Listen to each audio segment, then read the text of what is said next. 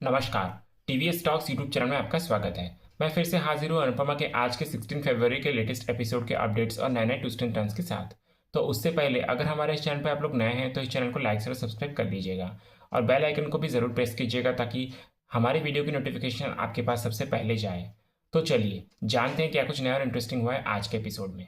तो अनुपमा सीरियल के आज के एपिसोड की शुरुआत होती है कोठारी हाउस से, जहां पराग जोशी और वसुंधरा बा आपस में चर्चा कर रहे होते हैं।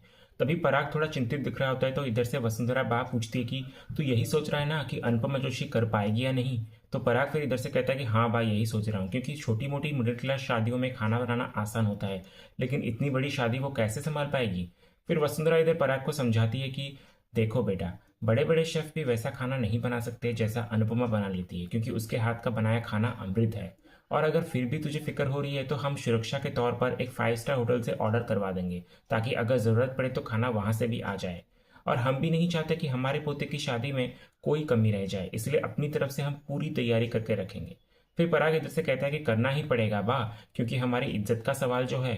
फिर पराग इधर ये भी कहता है कि और मुझे लगता है कि अनुपमा जी अपनी बेटी की शादी में कोई कमी नहीं छोड़ेगी, पूरे दिल से खाना बनाएगी। तभी हम आगे देखते हैं कि वसुंधरा के पास पंडित जी का फोन आता है, तो पंडित जी शादी की शुभ तिथि बता देते हैं। तो इधर फिर वसुंधरा बा ये खबर पराग को देती है और कहती है कि पंडित जी ने शादी की तारीख पक्की कर ली है, हम ख्याति को बोल देंगे कि वो अनुपमा जोशी को ये बता दे। सीरियल के अगले सीन में फिर हम शाह हाउस देखते हैं, जहाँ परिवार में सभी लोग शादी को यादगार बनाने के लिए प्लानिंग कर रहे होते हैं, जैसे कि जूता चुराई की रस्म कैसे और मज़ेदार बनाया जाए, संगीत में कौन कौन से गाने होंगे, मेहंदी की थीम कैसी होगी। इन्हीं बातों पर डिस्कशन चल रहा होता है, लेकिन माँ ही थोड़ा उदास लग रही होती है, क्योंकि वो अभी भी प्रेम को भूल नहीं पाई है और वो कॉपी में कुछ लिखते हुए गहरी सोच में डूबी हुई होती है। तभी वहाँ अनुपमा आ जाती है और पूछती है कि क्या हो रहा है। तो फिर बच्चे इधर से बताते हैं कि वह शादी की तैयारी पे चर्चा कर रहे हैं। अनुपमा फिर सबको थैंक यू कहते हुए नजर आती है। तभी लीलाबा वहाँ आती है और अनुपमा को एक पोटली थमाती है और कहती है कि ये कुछ सोने के गहने हैं, इन्हें गिरवी रख देना अनुपमा, ताकि शादी के लिए राशन पानी आ जाए। फिर इधर अनुपमा ये सुनकर भावुक हो जाती है। तभी ईशानी भी कहती है कि अनुमा, मुझे भी सैलरी मिलने वाली है, मैं भी शादी में योगदान दूंगी। तभी अंश भी इधर से कहता है कि अनुमा, मैं भी गेमिंग कंपटीशन में हिस्सा लेने वाला हूँ, तो उससे जो भी पैसे मिलेंगे मैं आपको दे दूंगा। परी भी फिर अपनी सेविंग्स देने की बात कहती है, लेकिन इधर माही पूरा चुपचाप रहती है, क्योंकि उसकी आंखों में कुछ और ही चल रहा होता है और ये सब अनुपमा देखकर समझ जाती है। फिर इधर हम देखते हैं कि बा कह रही होती है कि अनुज होता तो राही की शादी इतनी धूमधाम से करता कि वो कोठारियों के तो मुंह खुले के खुले ही रह जाते।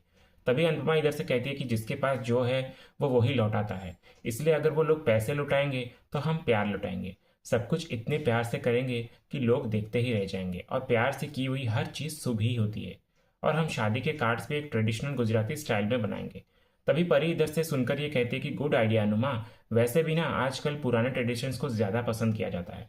फिर अनुपमा इधर से बोलती है कि सादगी दुनिया का सबसे बड़ा श्रृंगार है, ये बात वो लोग हमारी गंगोत्री देखकर ही समझ जाएंगे। तभी इधर अनुपमा को वसुंधरा जी का फोन आता है। कॉल सुनने के बाद अनुपमा थोड़ी सीरियस हो जाती है, तो बा फिर पूछते कि क्या हुआ। फिर अनुपमा इधर थाली बजाते हुए खुशी से चिल्लाते हुए कहती है कि मेरी बेटी की शादी की तिथि तय हो गई है। सब लोग फिर बहुत खुश हो जाते हैं। तभी इधर से बा अनुपमा को पूछती कि लेकिन शादी है कब। तो अनुपमा इधर हंसते हुए कहती है कि इस महीने की मूल एकादशी को। तभी राही इधर कैलेंडर देखते हुए कहती है कि मतलब मेरी शादी आपके बर्थडे वाले दिन। फिर अनुपमा बोलती है कि हाँ बेटा। ये सुनकर फिर इधर सारे घर वाले खुश हो जाते हैं सिवाय माही के। और इधर फिर अंश आकर कहता है कि मतलब राही प्रेम की एनिवर्सरी और अनुमा का बर्थडे सेम डे पर होगा। तभी इधर से बापूजी भी खुश होकर कहते हैं कि क्या बात है, मतलब जिस दिन माँ का जन्म हुआ था उसी दिन बेटी नए जीवन की शुरुआत करेगी, इससे अच्छी बात और क्या हो सकती है। फिर अनुपमा भी इधर से कहती है कि इसीलिए तो अब से मेरा बर्थडे और भी स्पेशल और सुंदर हो जाएगा। राही फिर इधर से कहती है कि और मेरी शादी की डेट और ब्लेस्ड हो जाएगी। सीरियल में आगे फिर हमें दोबारा कोठारी परिवार दिखाया जाता है, जहां पराग प्रेम के लिए सगाई की रिंग चुन रहा होता है। तभी इधर से ख्याति कहती है कि प्रेम को सिंपल चीजें पसंद है, उसे बड़ी रिंग्स नहीं चाहिए। तो इधर फिर पराग गुस्सा हो जाता है और कहता है कि ख्याति जी, हमारी शादी से पहले अगर हमारी सगाई हुई होती ना, तो आपकी उंगली में भी ऐसे ही बड़ी और डिजाइनर रिंग होती। तो मामूली चीजें सिर्फ मामूली लोगों के लिए होती है, हमारे लिए नहीं, इसीलिए प्रेम यही रिंग पहनेगा। तभी प्रेम वहां आता है और बोलता है कि मैं नहीं पहनने वाला। और फिर प्रेम एक सिंपल डिज़ाइन चूज करते हुए कहता है कि मुझे ये डिज़ाइन पसंद है। और फिर प्रेम ये भी कहता है कि शादी में सब कुछ सिंपल होना चाहिए, एंगेजमेंट रिंग्स भी। कहकर फिर प्रेम वहां से चला जाता है।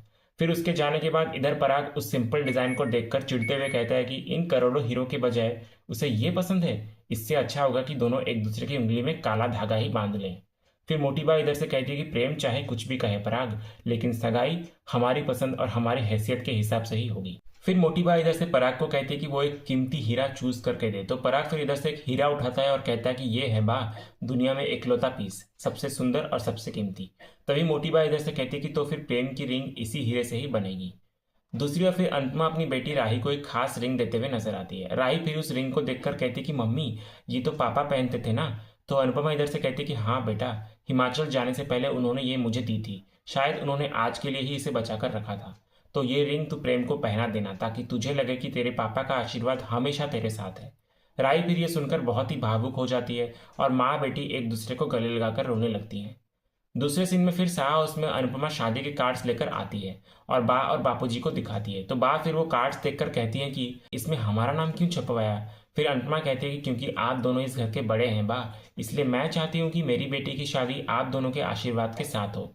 तभी इधर बा भावुक होकर रोने लगती है और कहती है कि मैंने राही को कभी प्यार नहीं दिया आज तक, फिर भी तुमने हमारा नाम कार्ड में डलवा दिया। तो इस पर राही कहती है कि आप ही तो मेरे दादा दादी हो ना। हाँ, डांट ज़्यादा लगाते हो लेकिन प्यार भी तो करते हो ना।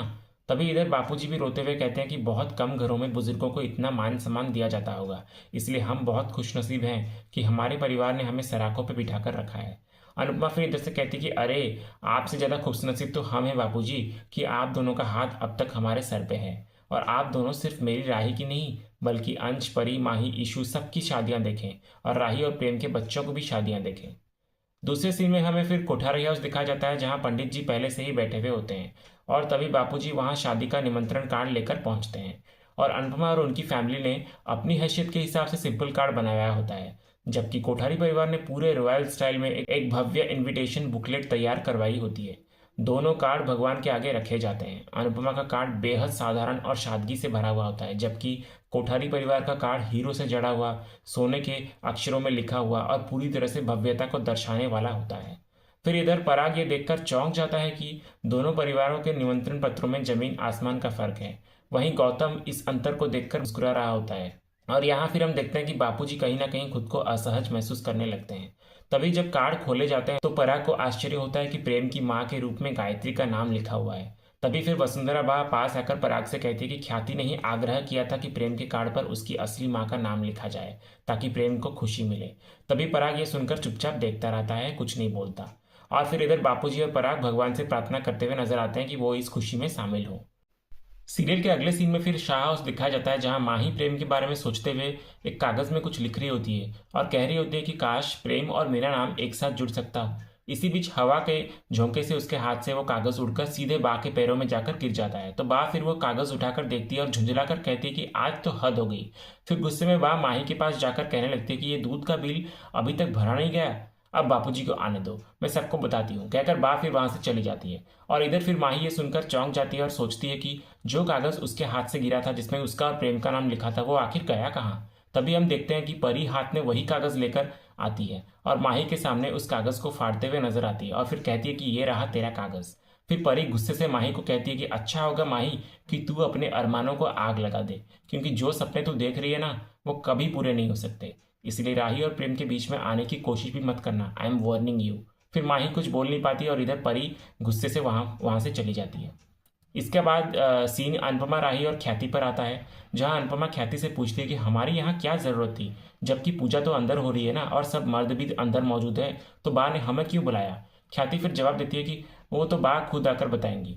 तभी हम देखते हैं कि वसुंधरा बा वहां पर आती है और अनुपमा उन्हें प्रणाम करती है और राही भी उनके पैर छूती है।